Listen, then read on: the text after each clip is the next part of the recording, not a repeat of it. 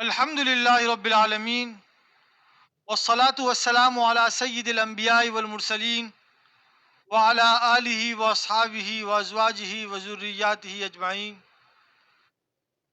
اما بعد۔ سنن ترمذی میں ہے کہ جناب رسول اللہ صلی اللہ علیہ وسلم ایک رات ام المومنین عائشہ صدیقہ رضی اللہ عنہا کے حجرے میں تھے۔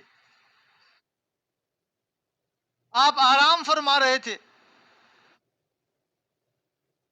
کچھ دیر بعد جبرائیل امین تشریف لائے اور آ کر آپ سے کہا کہ یہ 15 شعبان کی رات ہے۔ اس رات اللہ رب العزت بنو کلب کے بکریوں کے بالوں سے بھی زیادہ لوگوں کو جہنم سے آزاد کرتے ہیں۔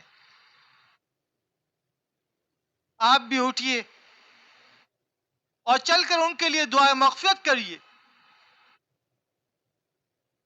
آپ صلی اللہ علیہ وسلم آہستہ سے بستر سے اٹھے اور چلتے ہوئے آہستہ سے دروازہ کھولا اور باہر تشریف لے گئے کہ کہیں حضرت عائشہ کی آنکھ نہ کھل جائے۔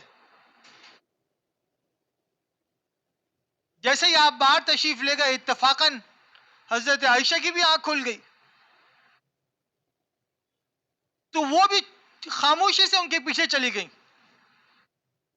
جب حجرے سے باہر نکل کر دیکھا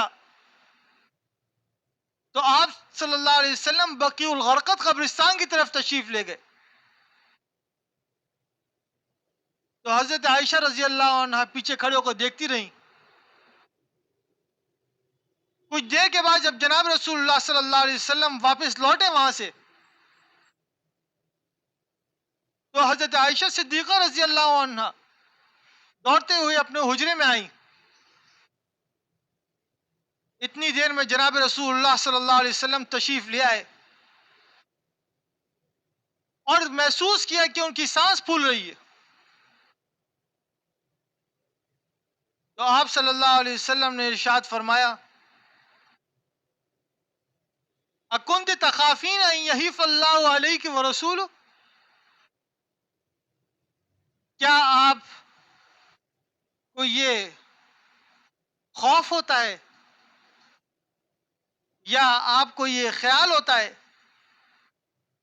کہ اللہ اور اس کے رسول آپ کے ساتھ ناانصافی کریں گے، یعنی آپ کے بارے میں کسی اور کے پاس چلے جائیں گے ازواج مطہرہ میں سے؟ تو حضرت عائشہ رضی اللہ عنہا نے اعترافاً یہ ارشاد فرمایا کہ جی مجھے ایسا وسوسہ آیا۔ تو آپ صلی اللہ علیہ وسلم نے ارشاد فرمایا کہ اس رات اللہ رب العزت سمائے دنیا پر نزول فرماتے ہیں اور بنو کلب کے بکریوں کے بالوں سے بھی زیادہ لوگوں کو جہنم سے آزاد فرماتے۔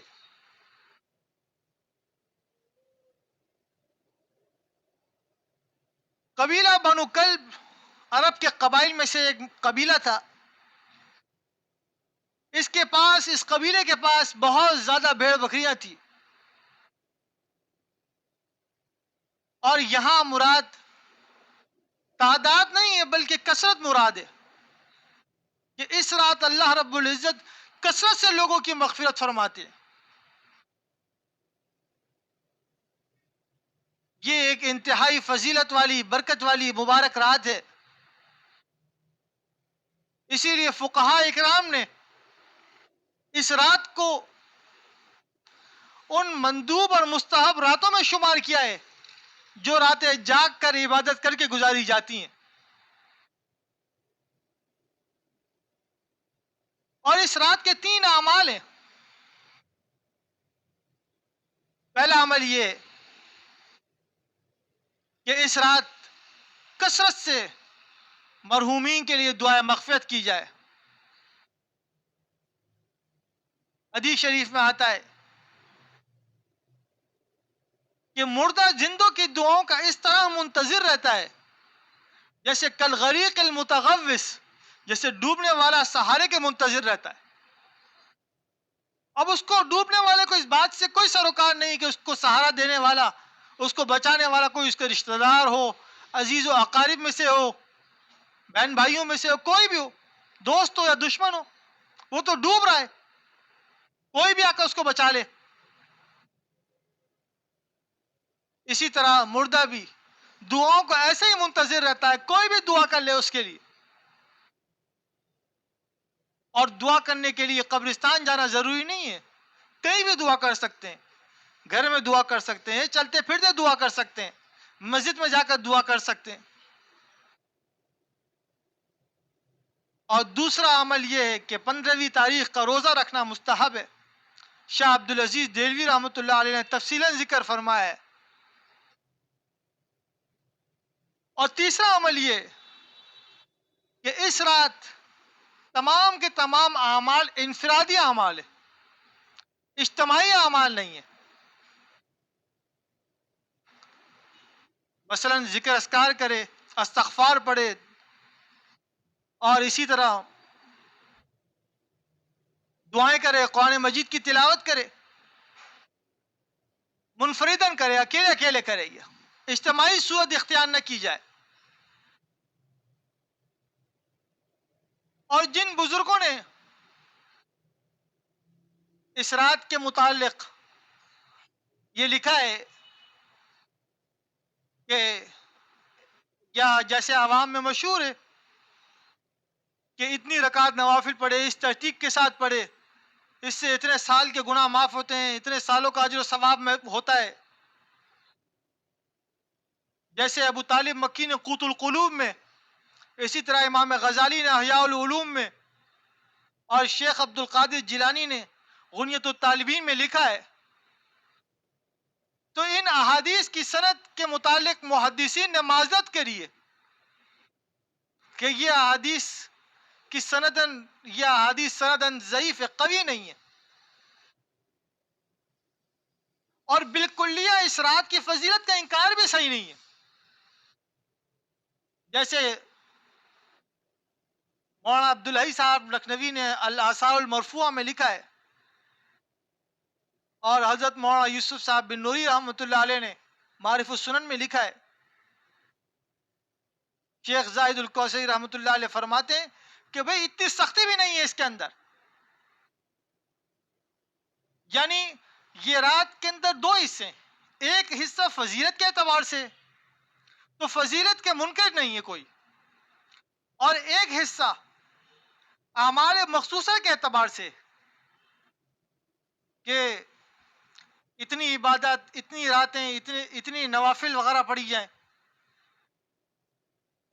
تو اعتدال کے ساتھ منفردن عبادت کی جائے اس رات، یہ بہت مبارک اور فضیلت والی رات ہے، برکت والی رات ہے۔ اور یہ جو اس رات یہ پٹاخوں کا رواج چلا ہے، یہ انتہائی بےہودہ رواج ہے۔ حدیث شریف میں آتا ہے کہ مغرب کے بعد سے لے کر صبح صادق تک مسلسل ایک فرشتہ اعلان کرتے رہتا ہے آسمان دنیا سے کہ ہے کوئی مغفرت طلب کرنے والا جسے معافی دی جائے، ہے کوئی رزق کا طلبگار جسے رزق دیا جائے، ہے کوئی پریشان حال جس کو عافیت عطا ہو۔ شیخ اکبر محی الدین ابن عربی نے لکھا ہے کہ جس طرح ہندوؤں نے دیوالی میں اپنے لیے مخصوص کی اور دیوالی میں پٹاخے پھوڑتے ہیں، اسی طرح بعض گناہگار مسلمانوں نے اپنے لیے اس عبادت والی رات کو مخصوص کر لیا پٹاخے پھاڑنے کے لیے۔ فرشتہ اوپر سے رحمت اور مغفرت کا اعلان کرتا ہے، یہ نیچے سے پٹاخے پھاڑتا ہے۔ اسی لیے جب پریشانی آ جاتی ہے تو پھر کہتے ہیں کہ بچہ نافرمان ہو گیا ہے، بات نہیں سنتا، یہ نہیں کرتا، وہ نہیں کرتا، کام نہیں لگتا اس کا۔ جس رات عطا ہو رہا تھا اس رات تو یہ نافرمان بنا ہوا پھر رہا تھا۔ ماں باپ کو بھی چاہیے کہ اپنی اولاد کو ذرا کنٹرول میں رکھے۔ یہ کیا طریقہ ہے ان کی خواہش سے پٹاخے پھاڑنا، تو بس جو وہ بولیں گے آپ وہی کریں گے کیا؟ حدیث شریف میں آتا ہے کلکم مسئولون عن رعیتی، تم میں سے ہر شخص سے اس کے ماتحت کے بارے میں سوال ہوگا. ماں باپ کو ذرا سوچنا چاہیے، فکر کرنا چاہیے کہ بچہ کیا کر رہا ہے، کیا کرتا پھر رہا ہے.